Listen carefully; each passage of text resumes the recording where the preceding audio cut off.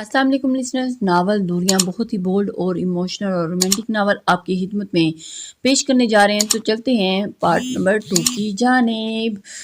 گھر میں منگنی کی گہما گہمی جاری تھی، کئی سارے لوگ آ چکے تھے، ریحان بھی گھر کے ایک فرد کی طرح سب انتظامات میں مشغول تھا۔ نگاہ گاہے بگاہے رفت کی طرف بھی چلی جاتی تھی، جو سفید اور گولڈن کلر کے کامدار شلوار قمیض میں تھی۔ اس کا متناسب سراپا نکھر آیا تھا، بال کمر پہ گرے ہوئے تھے، وہ کافی مصروف تھی اور کئی بار کاموں کے لیے اسے بھی بول چکی تھی۔ ریحان کی نگاہیں اس کے جسمانی حد و حال میں الجھ جاتیں، اس کا جسم جیسے بھول بھلیاں تھیں جنہیں وہ کھوجنا چاہتا تھا، اور ایک آگ سی جل اٹھی تھی جو اس کی قربت میں ہی بجھ سکتی تھی۔ رسم شروع ہوئی تو وہ بالکل رفت کے پیچھے آ کے کھڑا ہو گیا۔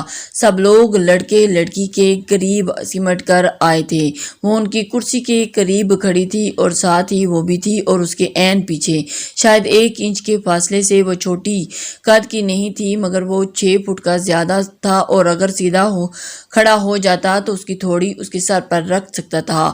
رفت نے کوئی پرفیوم لگائی ہوئی تھی، وہ مسحور سا پھر سے اس کے مزید قریب ہو کر اس کے ساتھ لگ گیا۔ وہ سینہ اس کی پشت سے مس ہوا تھا، معلوم نہیں کہ وہ اس کی پرفیوم کے اندر اتارتا مہک محسوس کرتا جا رہا تھا۔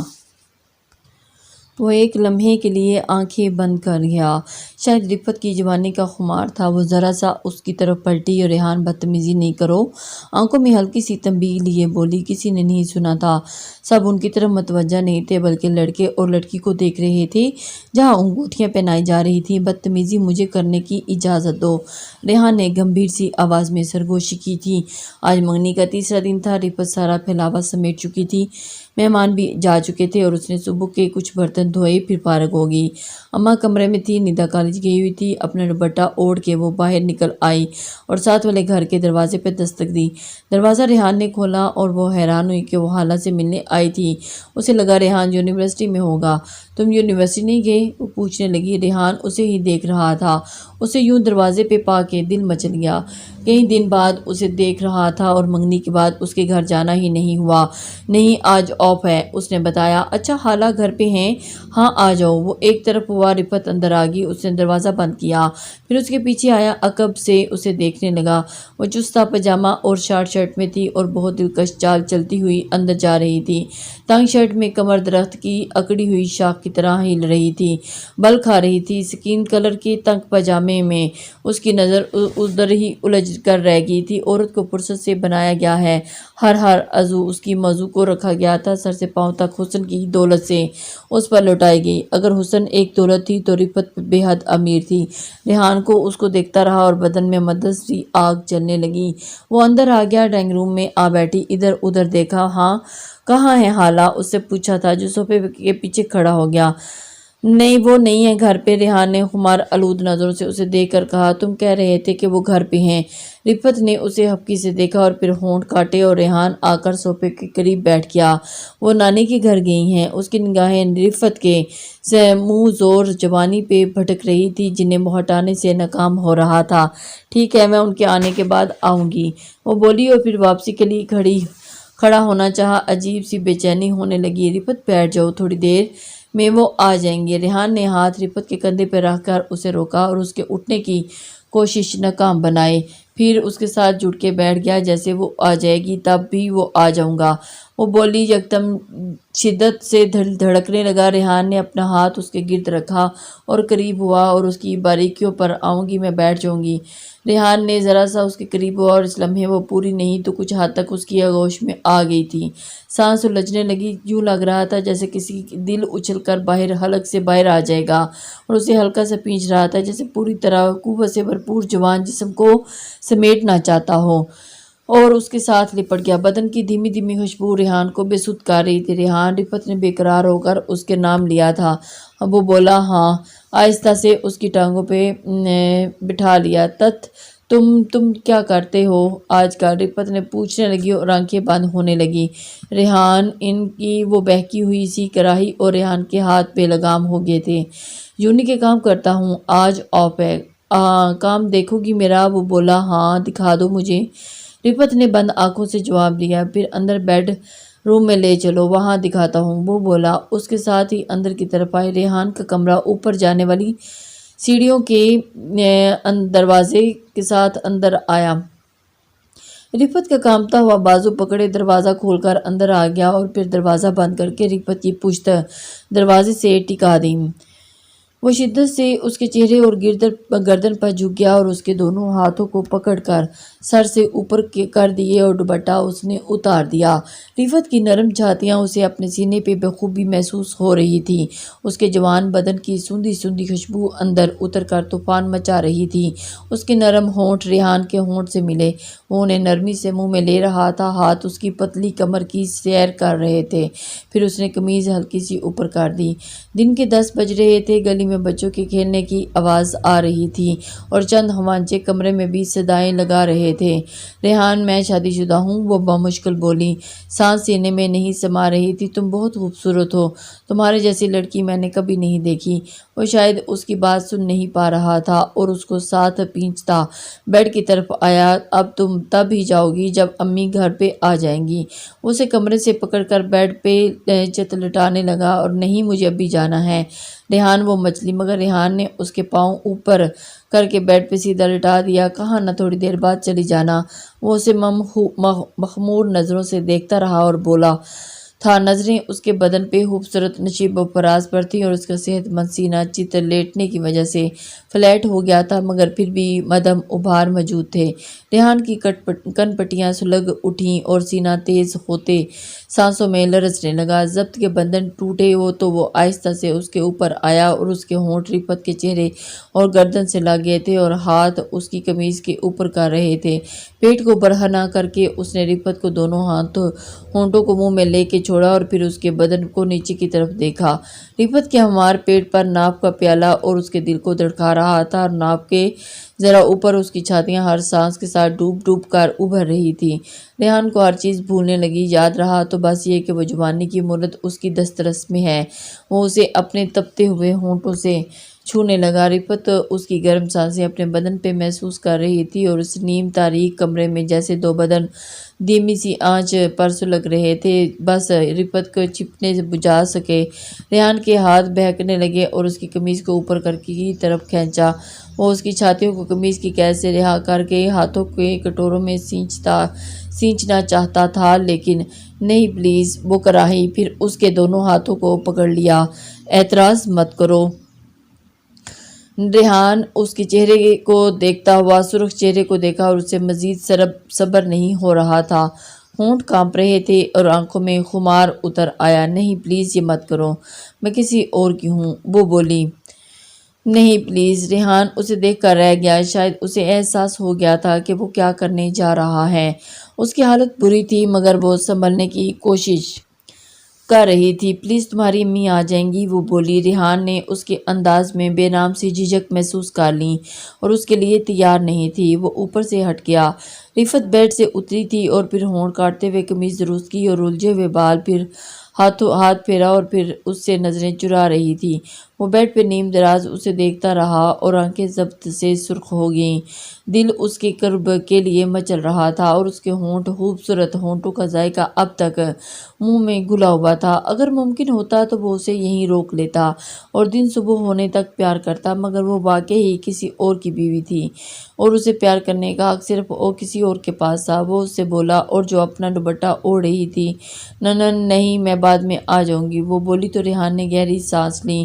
رفت ایک جھجکتی ہوئی نگاہ اس پہ ڈال کے سمٹی ہوئی سی باہر نکل آئی۔ وہ یوں ہی لیٹا رہا اور پھر اٹھ کے کچن کی طرف آیا۔ فریج کا دروازہ کھول کے یک پانی کی بوتل نکال کر ہونٹوں سے لگائی اور گھٹا گھٹ پینے لگا۔ چہرہ اب بھی تپ رہا تھا مگر اندر دہکتے ہوئے لاوا کی شدت ذرا کمی آئی تھی۔ آنکھوں کی سرخی قدرے کم ہوئی تو دماغ نے کام شروع کیا۔ اس لڑکی میں ایسا کیا تھا جو اتنا بے بس ہو جاتا تھا؟ دماغ سن ہو جاتا اور منہ زور خواہش پیدا ہوتی تھی اسے حاصل کرنے کی۔ اب اس کا لمس پانے اور لبوں سے آشنا ہونے کے بعد بدن اور بھی چٹخ رہا تھا۔ رات کا تاریک غلاق خارسو پھیل رہا تھا اور اندھیرا چھایا ہوا تو گھروں میں برقی روشنیاں جل اٹھی۔ رفت کچن میں رات کے برتن صاف کر رہی تھی۔ سب برتنوں کو صاف کر کے وہ شیلف سے ترتیب سے رکھ رہی تھی۔ دوپٹہ گلے میں الجھا کمر پر جھول رہا تھا اور چھوٹی سی خوبصورت ناک پہ پسینے کی چند بوندیں ابھر آئی تھیں۔ امی دبا کھا کے لیٹ گئی تھیں اور ندا اپنے کمرے میں کالج کا کام ہوم ورک کر رہی تھی۔ وہ بھی کام نپٹا کر اپنے کمرے میں آ گئی۔ کپڑے بدل کر اس نے ڈھیلا ڈھالا نائٹ سا سوٹ پہنا اور دروازہ بند کر کے بستر پر دراز ہو گئی۔ کئی دن ہو گئے تھے اس نے سلیمان سے کال پہ بات نہیں کی تھی۔ دل کیا کہ اسے کال کر لیا جائے۔ اسے کال لے کر دوسرے ہی لمحے ارادہ ملتوی کر دیا۔ رات کے اس وقت وہ جلی کٹی نہیں سننا چاہتی تھی۔ وہ بنا لحاظ کیے کچھ بھی بولتا تھا اور پھر پیروں مزمحل رہتی اور فون سائڈ پہ رکھ کر اس نے کروٹ بدلی۔ معاً ریحان خیالوں میں در آیا۔ رفت کو اپنے بدن پہ چیونٹیاں سی رینگتی ہوئی محسوس ہوئی اور آج گئی تھی ان کے گھر اور آنٹی نہیں تھی۔ وہ اکیلا تھا اور پھر جو ہوا اسے سوچ کے اس کی سانس چڑھ گئی۔ وہ اسے روم میں لے جا کر اوپر لیٹا تھا۔ وہ بے قرار سی ہوئی تھی۔ تکیہ سینے کے اوپر لگایا اور نیند آنکھوں سے کوسوں دور تھی اور آنکھوں میں سرخ ڈورے تہر رہے تھے۔ سپہر ہونے کو تھی۔ آج مطلع ابر آلود تھا۔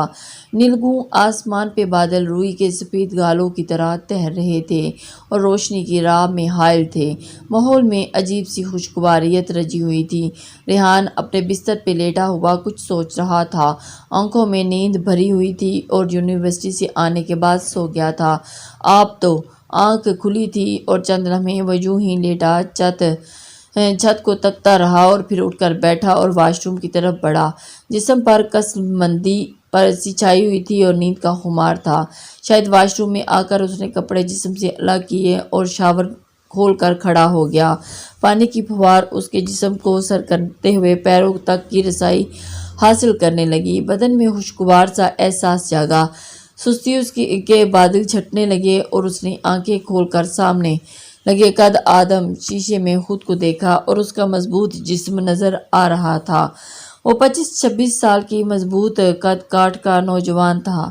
سینہ ہلکا چوڑا اور ہلکے بال لیے ہوئے تھا۔ جسم باقی جسم سے سانچہ ڈھلا ہوا تھا اور بازوؤں کے پٹے بے حد سخت اور بھرپور نوجوان تھا جس کے سراپے میں بانفکے اور مردانہ وجاہت چھلکتی تھی۔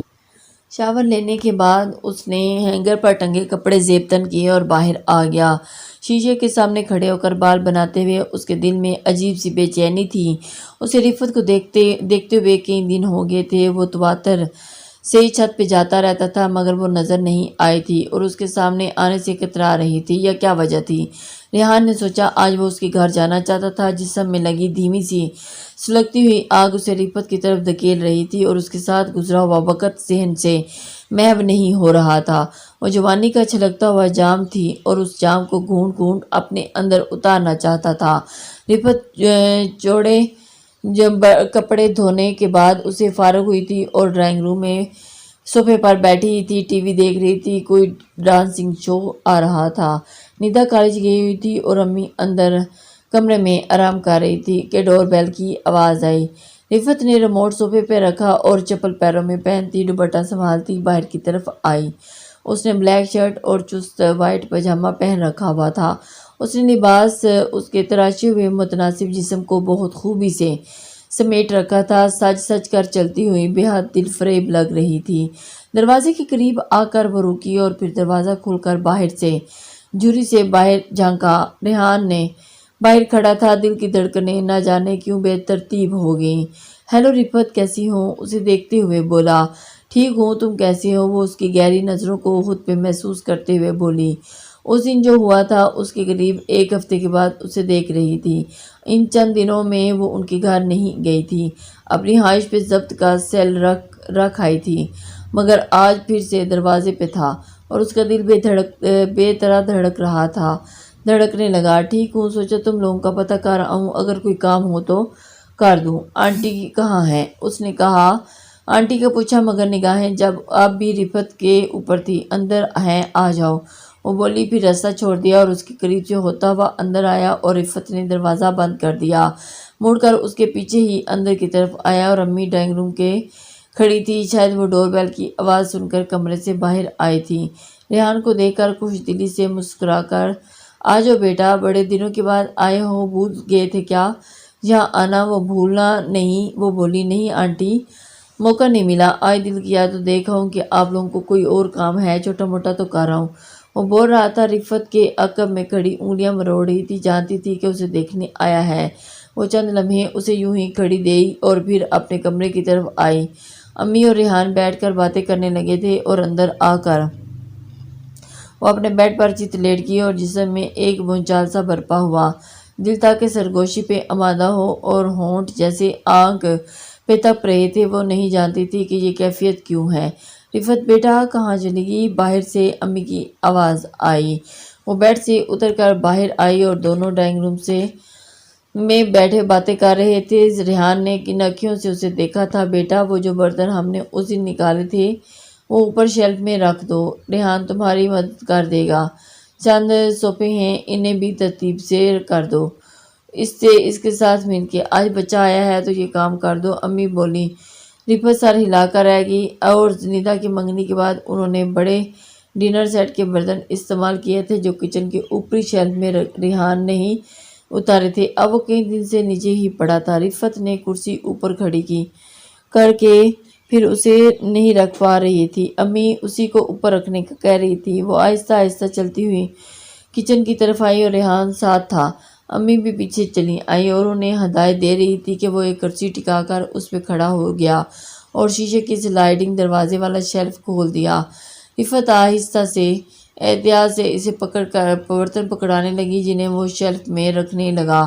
کئی طرح سے وہ ڈونگے، پلیٹیں اور کراکری تھی جو دونوں اوپر رکھ رہے تھے اور امی چند لمحے وہاں کھڑی رہیں اور پھر اپنے کمرے کی طرف چلی گئیں۔ اسے پکڑانے لگی جنہیں تھامتے وقت ریحان کے ہاتھ اور اس کے ہاتھوں سے مس ہوئے۔ رفت کی ریڑھ کی ہڈی میں سنسناہٹ دوڑ پڑی۔ شاید وہ جان بوجھ کے اپنا لفظ اس سے منتقل کر رہا تھا اور جیسے اسے چند دن پہلے کی یاد دلا رہا ہو۔ وہ خاموش سے اسے برتن پکڑا گئی اور ہر بار اس کا ہاتھ اس پر پڑ جاتا اور اس کی دھڑکن بے ربط ہونے لگتی، رنگت سرخ پڑنے لگتی اور اندر سلگتے علاوے کی تمازن سے خوبصورت چہرہ آنچ دینے لگتا۔ برتن ختم ہوتے ہوئے وہ نیچے اتر آیا اور کوئی کام ہے؟ گمبھیر آواز میں اس سے پوچھا۔ رفت مسبات میں سر ہلایا اور پھر کچن کی طرف تھا اور اس کے مضبوط بازو سے عیاں ہو رہے تھے۔ بازو باقی دنوں میں زیادہ سمارٹ لگ رہا تھا اور رفت ہونٹ چبا کر رہ گئی تھی۔ نہ جانے کیا ہو رہا تھا، عجیب سا احساس تھا، اس کے دل کو بھینچ گیا تھا۔ کام کیا ہے؟ وہ بغور اسے دیکھ کر بولی۔ امی کمرے میں چلی گئی تھیں، دونوں کچن میں تنہا رہ گئے تھے۔ ڈرائنگ روم میں چند سوپے لے جانے ہیں، بیڈ روم، آہستہ سے بولی۔ چلو۔ اس نے رفت کو کندھے پہ ٹھوکا دیا اور آنکھوں سے خمار اتر آیا اور وہ اس کے آگے آگے چل دی۔ ڈرائنگ روم میں کئی چھوٹے بڑے سوپے عام طور پر بیڈ روم میں پڑے تھے، مگر منگنی کی تقریب کے لیے وہ لوگ انہیں ڈرائنگ روم میں لے آئے تھے۔ کچھ دنوں میں دونوں اندر لے آئے جانے لگے۔ آخری صوفہ بیڈ روم میں رکھ کے ریحان نے کمرے کا جائزہ لیا۔ اور یہ تمہارا بیڈ روم ہے؟ اس نے پوچھا۔ رفت نے سر ہلا دیا اور پھر آہستہ سے اس کے بیڈ کے پاس بیٹھ گیا۔ رفت سامنے ہی کچھ دور کھڑی تھی۔ یہاں آؤ، وہ بولا۔ کیوں؟ اس کا دل بے طرح دھڑکنے لگا۔ اور کچھ بات کرنی ہے؟ یہاں آؤ، وہ اسے بیڈ پر بلا رہا تھا۔ رفت ساکت کھڑی، ہتھیلیوں میں پسینے کے چھینٹے ہی آ رہے تھے اور یوں لگ رہا تھا اگر وہ اس کے پاس آیا تو وہ سانس رک جائے گی۔ چند لمحے کے بعد اسے دیکھتا، پھر اٹھا اور اس کے قریب ہو گیا اور کمرے کا دروازہ کھلا ہوا تھا۔ امی شاید اپنے کمرے میں جا کر سو چکی تھی۔ اس نے آہستہ سے رفت کے لرزتے ہاتھوں کو پکڑا اور طوفان کی زد میں آئی شاخ کی طرح کانپ رہی تھی۔ پھر اس کے ہاتھ کی نرمی اس کے بازوؤں پر سے ہوتے ہوئے۔ بہت دن ہوئے تھے تمہیں دیکھے ہوئے۔ ریحان کی آواز بھاری ہوئی۔ بہت پاس ہی صحت مند چھاتیاں لباس میں ابھر رہا تھا، ہر سانس کے ساتھ دہل رہی تھی۔ ریحان نے اپنا ہاتھ اس کے دل پر رکھا اور اس کا نرم گزار دل دھڑک رہا تھا اور وہ پورے جان سے لرز رہی تھی۔ وہ جھکا اور دونوں ہاتھ اس کے نرم لبوں کولوں تلے رکھ کر اسے گود میں اٹھا لیا اور اس کا کانپتا وجود باہوں میں سمیٹ آیا۔ ریحان کا چہرہ اس کے جوان سینے میں دھنس گیا اور اس کے بدن کی مہک اس کے سینے میں اترنے لگی جو اسے سلب ہونے لگا۔ ریحان نہیں، وہ ہکلائی سانس دھند کی کی طرح چلنے لگی، جسم اکڑ رہا تھا، تڑک رہا تھا، وہ سن نہیں رہا تھا اور اس کی تنی ہوئی گزار چھاتیوں میں سے منہ چھپائے، اس کی ٹانگوں کے گرد بازو لپیٹے، اسے خود میں پیچھے چلا جا رہا تھا، جیسے آج ہی جوان جسم کو اپنے اندر تحلیل کرنا چاہتا ہو، اور اس کے ہاتھوں کی منمانیوں سے رفعت کو سانس لینا محال ہونے لگا۔ آنکھیں بند ہوئیں اور جسم کا رواں رواں آگ میں دہکنے لگا اور اس کی طلبگار ہو گئی آہ، ہونٹوں میں دھیمی سسکیاں نکلنے لگیں۔ ریحان نے اسے اسی کے بیڈ پر گرایا اور اس کی کمر کو جکڑ کر گزار لمحوں ہونٹوں پر اپنے لب رکھ کر اس کی بہکتی سانسوں کو اپنے اندر اتارنے لگا، اور اس کا موم سے ڈھلکا جسم اس کی گرفت میں مچل رہا تھا اور اسے قدرت نے فرصت سے تحلیق کیا تھا۔ سینے پہ جوانی کے اثار بڑے موزوں تھے اور کمر کی لچک کی قسم کھائی جا سکتی تھی، رسیلے ہونٹ جیسے شہد ٹپکتا ہے۔ ریحان کے ہاتھ فرصت سے اسی کے بدن کو دریافت کر رہے تھے، جیسے کوئی وادی ہو جہاں سیاہ نکل آیا ہو، ہر منظر کو دل میں اتار کے امر کر رہا ہو۔ وہ اس کے لرزتے ہونٹوں کو جکڑے ہوئے رفعت کی دھیمی کراہی اس کے جسم میں دوڑتے ہوئے خون کی گردش بڑھا رہا تھا۔ تمہیں نہیں لگتا کہ اس کی قمیض اوپر کرنے لگا اور اس لمحے کمر میں امی کے کھنکارے، رفعت کا دل اچھل کر حلق میں آیا۔ ریحان نہیں، وہ مچل گیا اور اس کے ہاتھ جہاں الجھے تھے وہاں سے ہٹانے چاہے، مگر وہ مدہوش ہو رہا تھا۔ آہستہ آہستہ اپنا ہاتھ رفعت کی قمیض تلے سرکا دیا اور رفعت کی جان پر بل آئی۔ دروازہ کھلا تھا اور وہ دوسرے کمرے میں اس کے ساتھ شاید جاگ رہی تھی، اس کی جان پہ بنی تھی، جس سے وہ اس کے بدن پر رینگ رہا تھا، اور وہاں پہ ایک نئی دنیا آباد تھی جس سے وہ شناسا ہو رہا تھا، اور اس کی خوبصورتی لباس میں ڈھکی ہوئی تھی، اور اس نے لباس تلے رسائی حاصل کر رہی تھی، اور اس کے ہاتھ اس کے حسن کی مورت کے نشیب و فراز میں الجھ رہے تھے، ہونٹ اس کے دہکتے لبوں سے جدا نہیں ہونا چاہتے تھے۔ رفعت بیٹا، امی کی آواز آئی تھی، کسی کی کال آ رہی ہے، وہ بولی۔ رفعت تڑپ کر ریحان سے جدا ہوئی اور وہ بے حد جیسے ہوش میں آیا، پھر بیڈ سے اٹھ کر کھڑی ہوئی، قمیض ٹھیک کرنے لگی اور سانسیں نہیں سما رہی تھی۔ پھر اسے دیکھا جو اسی کے بیڈ پر کونی ٹکائے لیٹا سرخ آنکھوں سے اسے دیکھ رہا تھا۔ تم جاؤ پلیز، امی بلا رہی ہیں مجھے، وہ بمشکل بولی، اور ابھی تک سنبھل نہ پائی۔ ریحان نے اسے تشنہ نگاہوں سے دیکھ رہا تھا، دل چاہ رہا تھا اسے گرا کر گتھم گتھا ہو جائے اور بدن پھر جیسے سلگ رہا ہو۔ لباس ٹھیک کر کے چند گہری سانسیں لے کر وہ باہر نکلی۔ ریحان بھی اٹھ کھڑا ہوا اور باہر آ گیا، اور اس کے گدرائے بدن کی خوشبو اب تک اس کی لپٹی ہوئی تھی اور اب بھی چند لمحے پہلے سی کیفیت تھی۔ اس رفعت نے کال اٹینڈ کر کے فون امی کو تھما دیا، اور سلمان کی کال تھی، وہ دونوں بات کر رہے تھے۔ ندا کے سسرال والے اگلے مہینے آ رہے ہیں، شادی کے لیے ہاتھ مانگ رہے ہیں، سلمان کی بہن کی شادی کے لیے واپس پاکستان آ رہا تھا۔ رفعت نے کمرے کے باہر دونوں کی بات سن لی تھی، وہ عجیب سی کیفیت میں گر گئی، سلیمان واپس آ رہا تھا۔ السلام علیکم لسنرز،